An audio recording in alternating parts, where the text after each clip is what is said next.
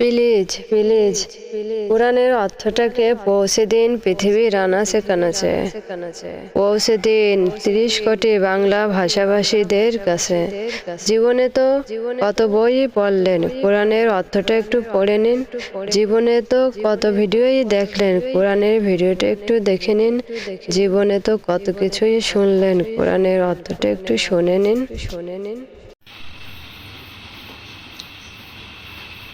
পরম করুণাময় ও অসীম দয়ালু আল্লাহর নামে শুরু করছে।